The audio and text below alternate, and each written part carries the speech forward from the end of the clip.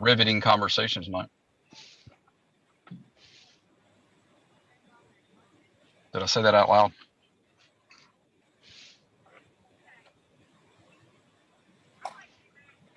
Okay. You ready, Steve, or no?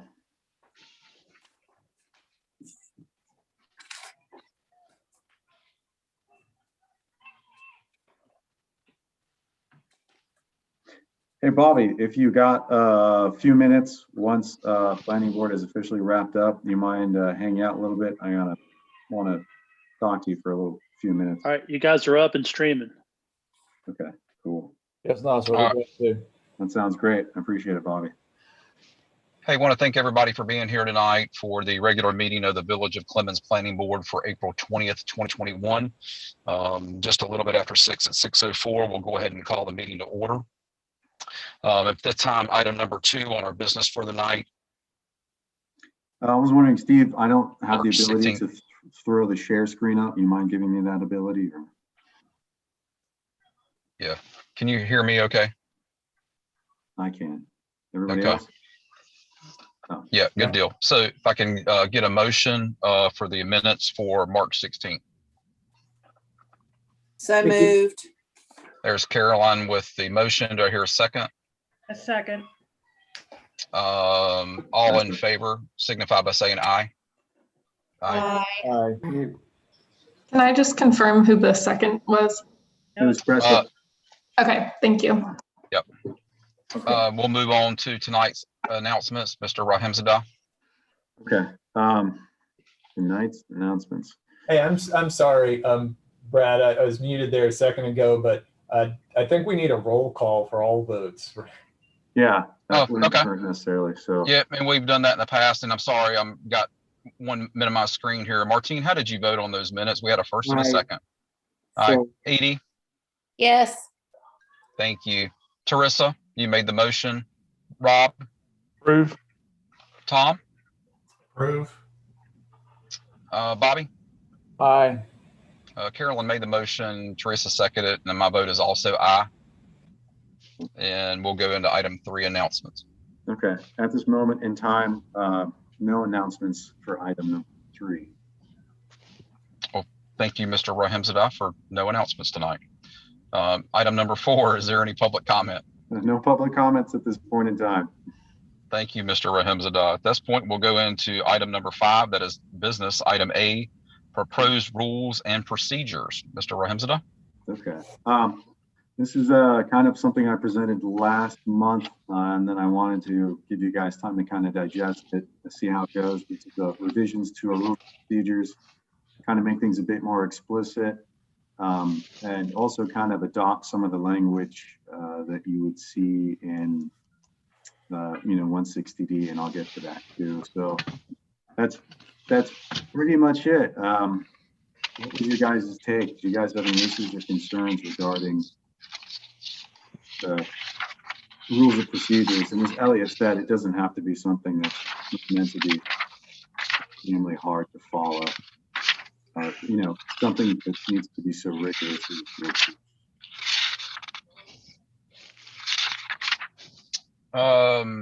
Anybody from the board have any questions for Mr. Rahimzadeh on that? So is that going to need approval, Nazir? Yeah, I would recommend, we haven't officially adopted a revision to it, so I would look forward to some kind of formal approval, adopting a resolution, adopting the proposed rules of procedure or the revision to it. Okay, thank you.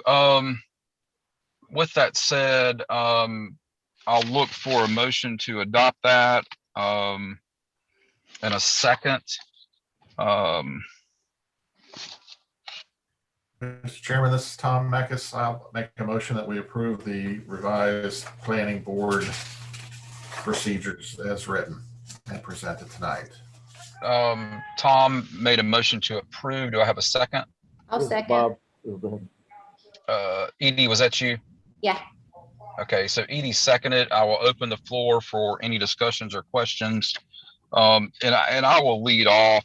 I would like one more month to just glance through that and make a true decision at our May meeting. I know we do have a first and second on that, but Okay. that's my discussion conversation on it. But we'll put, if there's any other discussion, now would be a great time. Yeah, if some of you guys don't, 100% agreement, we could always table it until May. But if the majority are cool with it, then go.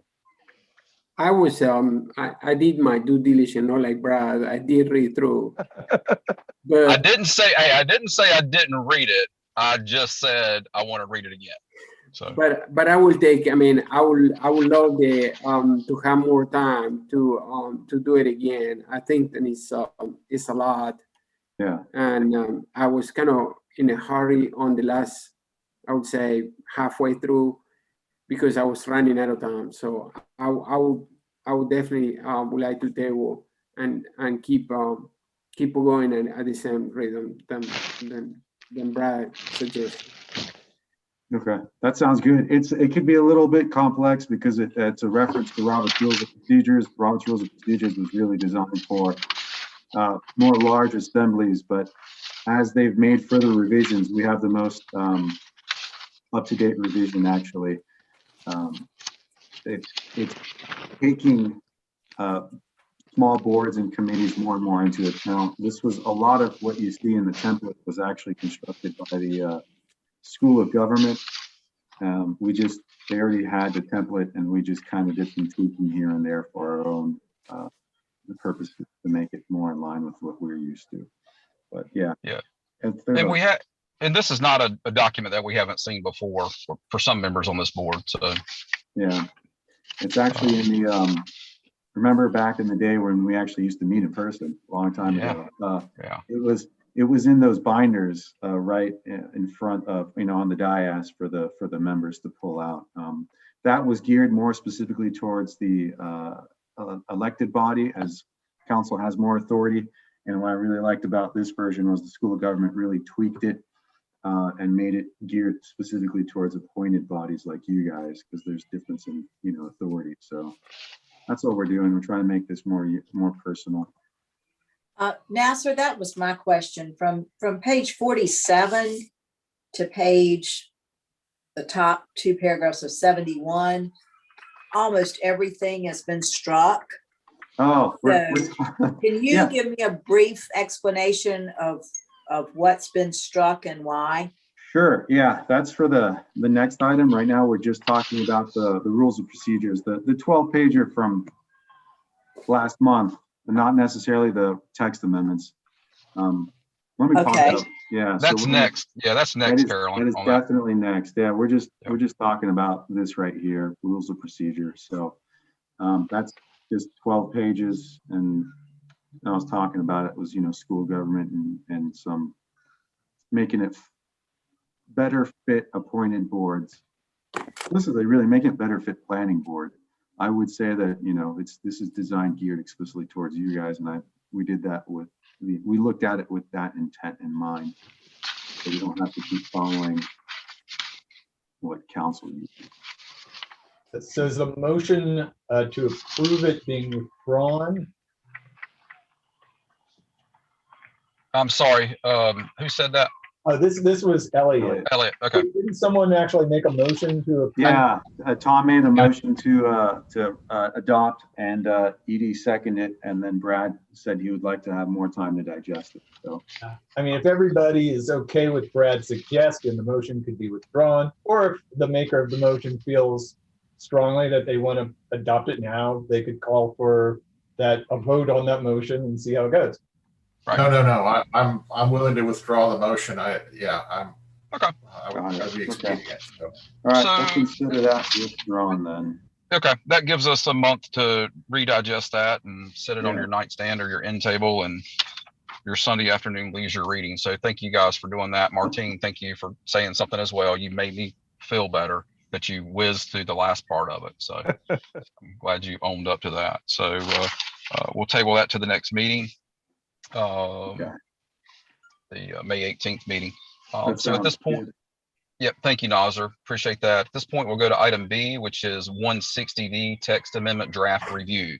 And Caroline, this is where you'll chime in on that. Nazar, go ahead. So this is a UDO 83. This is a text amendment to a lot of sections A, B, and D of the Unified Development Ordinance. I actually just got done talking with making an agreement with Stormwater, as they want to modify some sections of their ordinance, but those are a little bit more of substance as opposed to technical items. So what's going on here is this is largely 160D upfits. We're not really making any substantial changes in terms of the actual meat of an ordinance. A lot of these things are procedures. And I'll explain to you guys, I'll give you guys a quick background really quick. 168 is the section of the state statutes where you find cities and towns, right? And that's where it gives explicit authority to municipalities and counties for their authorities. Long time ago, way back in 2014, a lot of people realized that the language and wording relevant to 160D is not so, it needed modification. So the state legislators spent some time making revisions to the sections of 160A, and what they decided to do was they decided to take development regulations and give it its own chapter, hence 160D. Here's pretty much 160D in its entirety. It's about 100 and some odd pages. I went ahead and just downloaded the August 2020 version because the General Assembly continued to make revisions, but I'll kind of explain the heart of it, of what it is, and the intent behind 160D is to make further clarifications, and I'll get to that, to discuss elected and appointed bodies' authority, to also kind of talk about the process of appeals and judicial review and whatnot. So a lot of the changes that have been made are largely changes that are more of a procedural in nature than they are in substance. Nothing is actually, in a lot of ways, nothing is being extremely changed except for a few things, and I'll get to that. If you guys remember, long time ago, there was a training session that we did on what kind of decisions are involved in land use, right? And we talked about, and there was a memo for one of the training sessions, and we said, well, there are administrative decisions, there are legislative decisions, there are quasi-judicial decisions, things of that nature. So what this update did that I'm doing in the ordinances, I'm actually striking out a lot of the language and getting explicit. So I'm saying, all right, this decision is administrative, this is quasi-judicial, this is legislative. And that's because, believe it or not, 160D actually doesn't even use the terminology of public hearing ever. It either specifies the use of the hearing as being legislative or evidentiary in nature, and I really wanted to continue on that. So that's one big portion. That's where a lot of this is coming from. So if you see, section 1, chapter A, a lot of that is just those updates. Like we had to make those updates. We had to incorporate their definitions, like, even the terminology of landowner, the terminology of dwelling unit. Those are all things that the state now told us we define it this way. So that's where a lot of things get. And then another big portion of 160D is vested rights and permit choice as it relates to, property owner. So typically, there's different types of permit approvals, right? Or development approvals. You guys usually get to see zoning, right? So, and typically though, but if somebody wanted to, let's say, pull a building permit, that's some kind of approval as well. And there's a question onto the vested rights of, how long is that good for a developer? So in this case, what 160D did was kind of flesh that out more and set, time limits on it and things of that nature. So I incorporated that into our ordinances. It was already there, but I had to expand on it. So, now, building permits, they can only last for 6 months and then they're done. So if somebody pulls a building permit and doesn't do anything with it, after 6 months, they lose their vested rights and they have to go through the whole reapplication process. Rezonings now for for special use zoning districts that we do all the time, they're 2 years. So things of that nature. And that's what I had to get to in 160D was on the vested rights. So that's why all this is kind of new additional material. And I struck out a lot of that stuff just because, you know, it's easier instead of writing in, you know, a lot of places where I just underline certain portions. It's just a lot cleaner to strike it out and to rewrite it. So there were a few additional paragraphs, but I doubt there was, you know, as much. And then, you know, that's kind of the direction we've gone in. I've made some things a little bit stronger too, and these are actual decisions that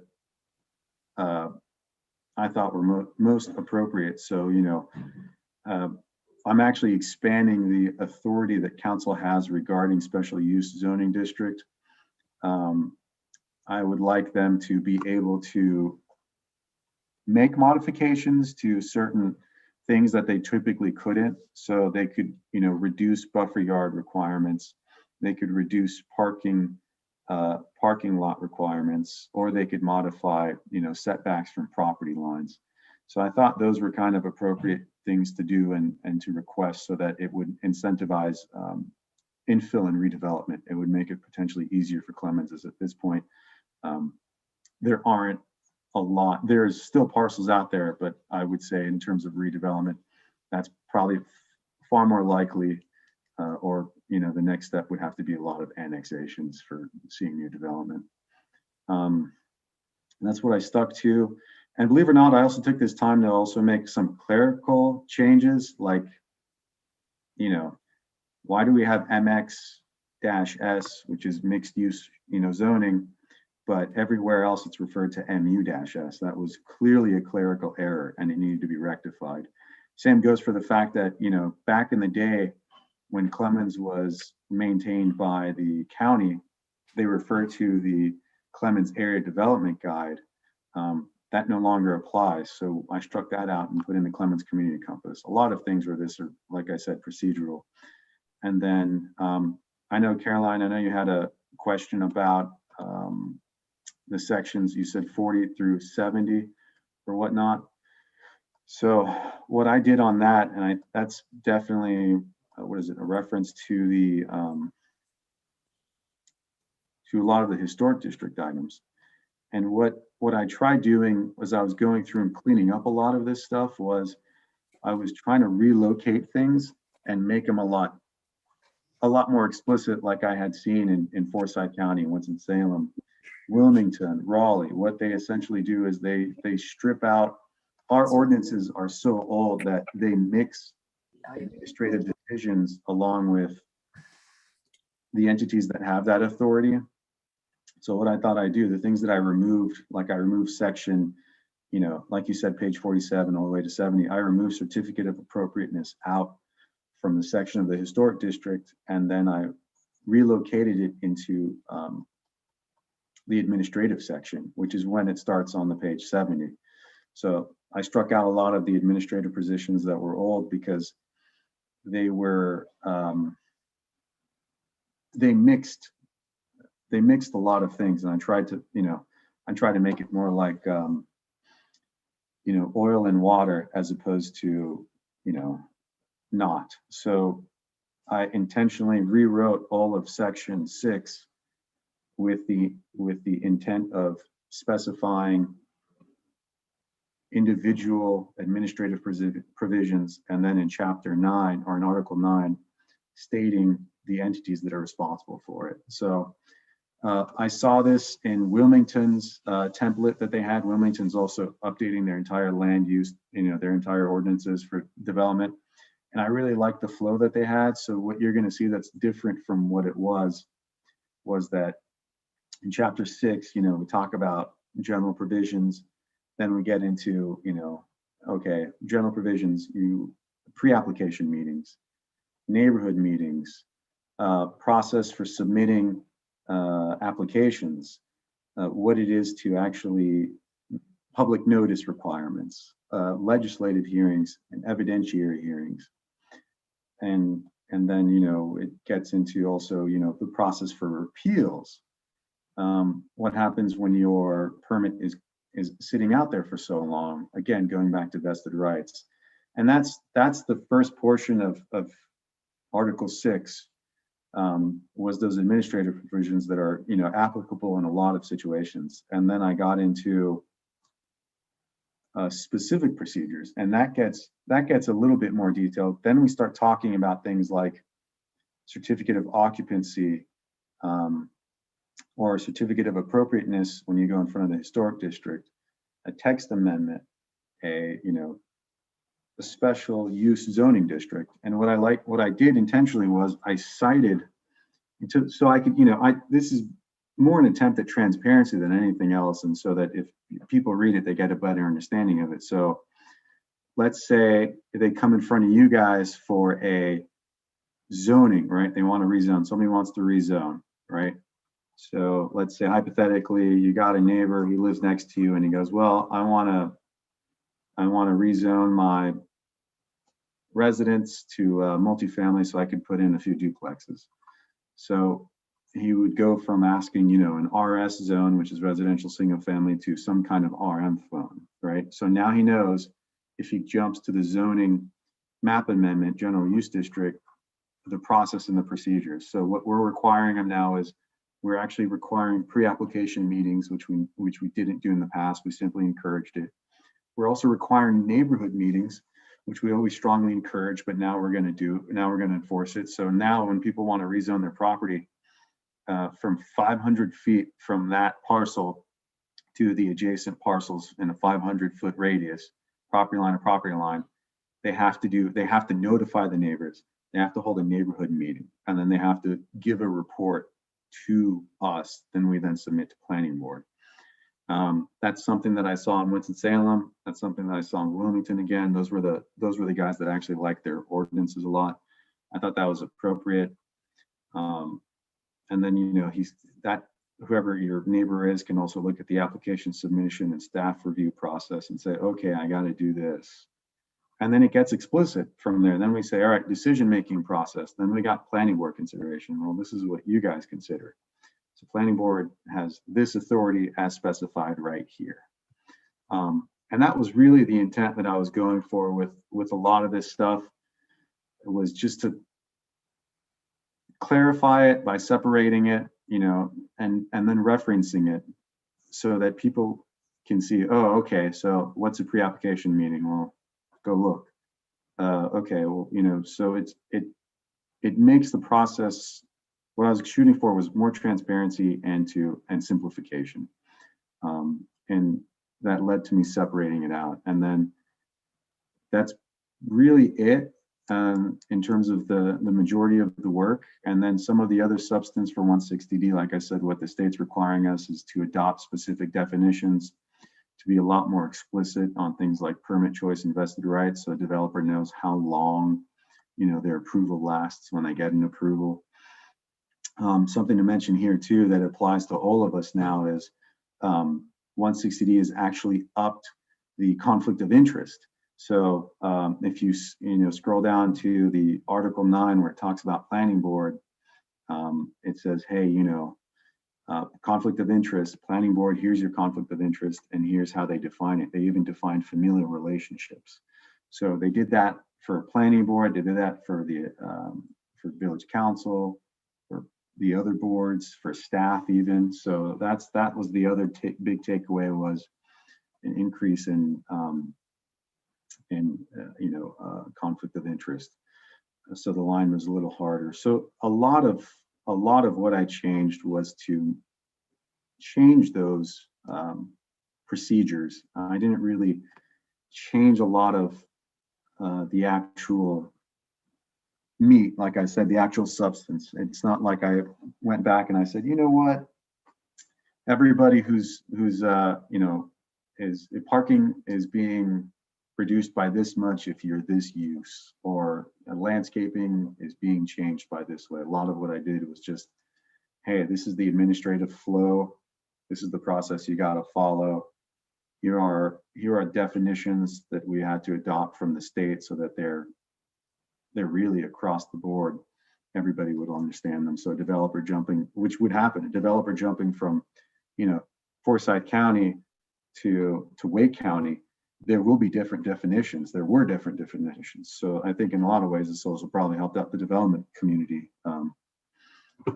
So that's kind of the key to 160D. Now, I will say there is one thing that not one thing,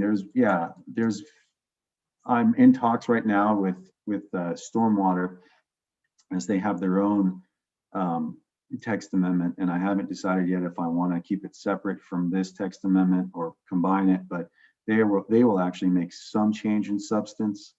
But other than that, a lot of things that are being done here are administrative in function. And then we were also, I decided that it was best to also kind of keep quasi-judicial. You guys were actually responsible for making advisory decisions for evidentiary hearings regarding Board of Adjustment. As Board of Adjustment makes decisions that are quasi-judicial in nature, I always thought that was very risky.